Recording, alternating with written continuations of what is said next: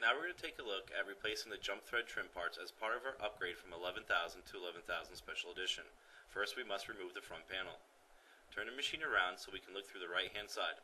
At the very top there is a screw with a little metal plate behind it that needs to be loosened. Go towards the bottom, move the white wires out of your way, and loosen the screw. Turn the machine around so we can view at the left hand side. Open up your faceplate, and first we're going to go to the bottom underneath the free arm. And we're going to use the access hole there to loosen the screw. Move up a little bit, and we're going to locate the thread guide. The thread guide has one long screw in it with the metal bracket. We must remove the screw and the metal bracket.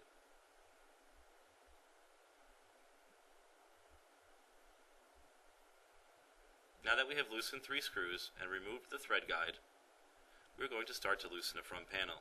Push down the front to help loosen the clips, grab from the back and lift up off of the base, and then release the clip from the rear panel to the front. Now that our front panel is loosened, we are not going to remove it all the way. We're going to prop it up and keep it to the side. This way it will give us easier access to our tension unit. Now to remove our tension unit, go through the left hand side of the machine and remove the screw at the bottom of the tension unit area.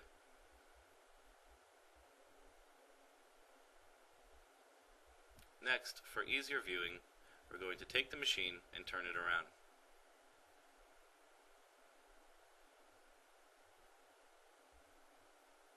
And we're going to remove the second screw, which is at the top of the tension unit area.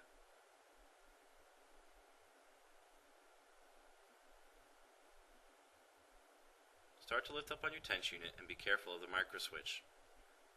Follow the wires down and unplug the 2 plugs.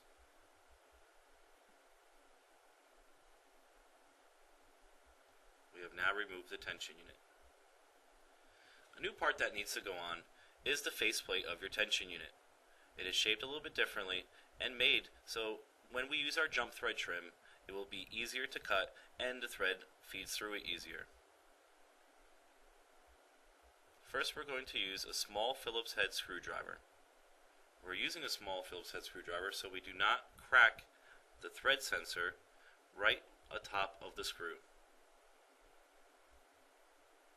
Start to remove the screw completely. Now we can use a normal size screwdriver and remove the screw at the very top of the tension unit, holding it to the gray faceplate.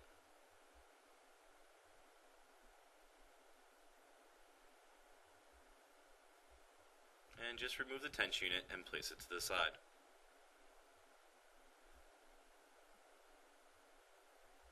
Now there is one piece that we have to change from the gray to the white.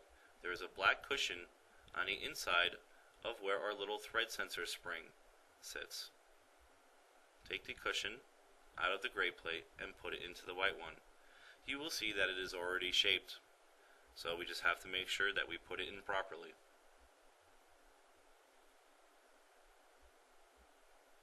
And throw it away. Now take your tension unit, line it up with your white faceplate, and place it into position. Once again, we're going to use a small Phillips head screwdriver in order not to bend our sensor.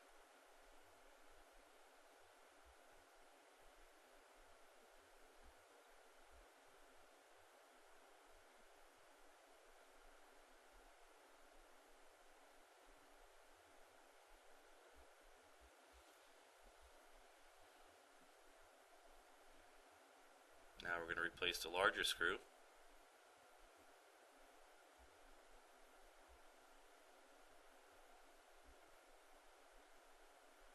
And our tension unit is now held into the new white faceplate of our tension unit.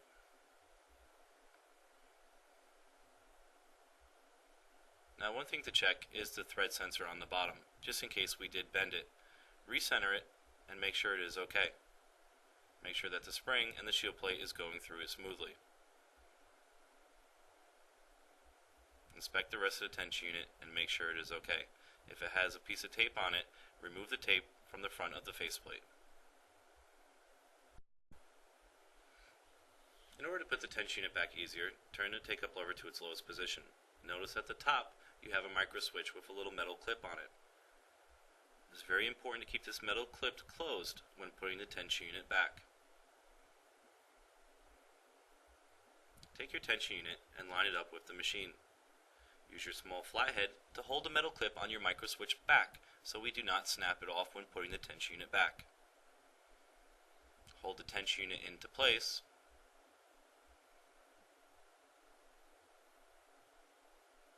and find the large screw and put it back into the top of the tension unit to hold it.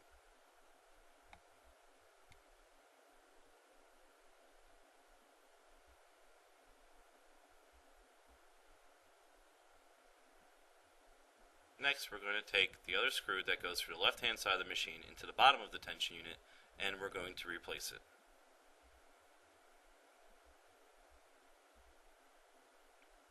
Once we have the two screws in, we're going to take the two wires, and we're going to reattach them to the board at the top of the machine.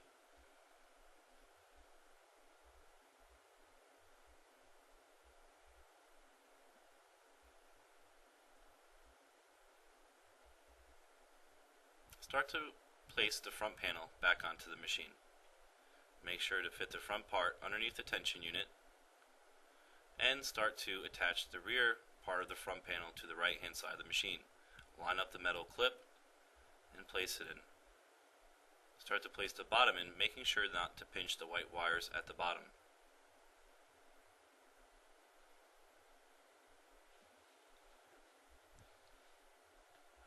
Once everything is fitting into place, make sure everything is nice and tight,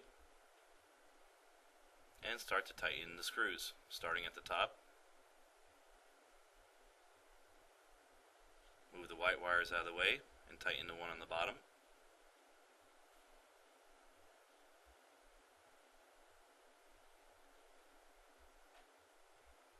Tighten a screw underneath the free arm.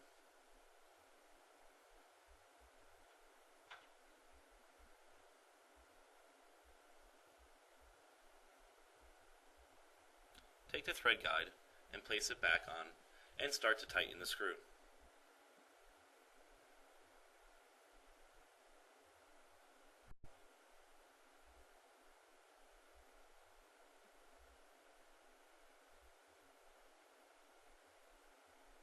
That was the first part that we had to replace on the jump thread trim. Next, we're going to remove the thread arm. There is one screw that holds the old thread arm at the top of the machine. Just remove that and remove the thread arm.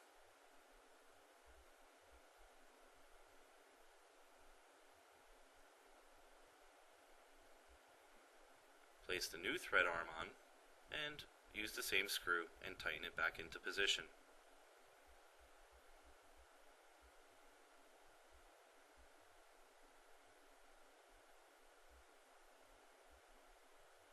Next, for the final piece, is we need to remove the left side cover, which is our faceplate of the machine.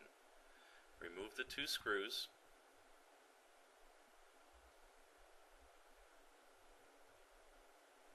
We're removing the two screws from the hinge, and we're going to remove the faceplate and the hinge completely from the machine.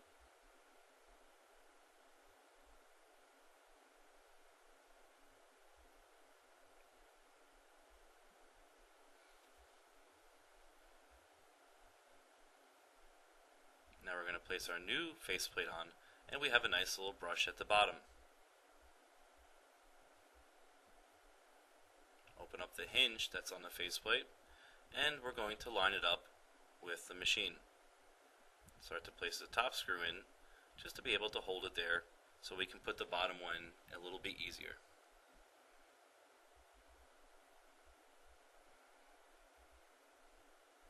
As we start placing the bottom one in, try to line the faceplate up, so when you close it, everything will be in line.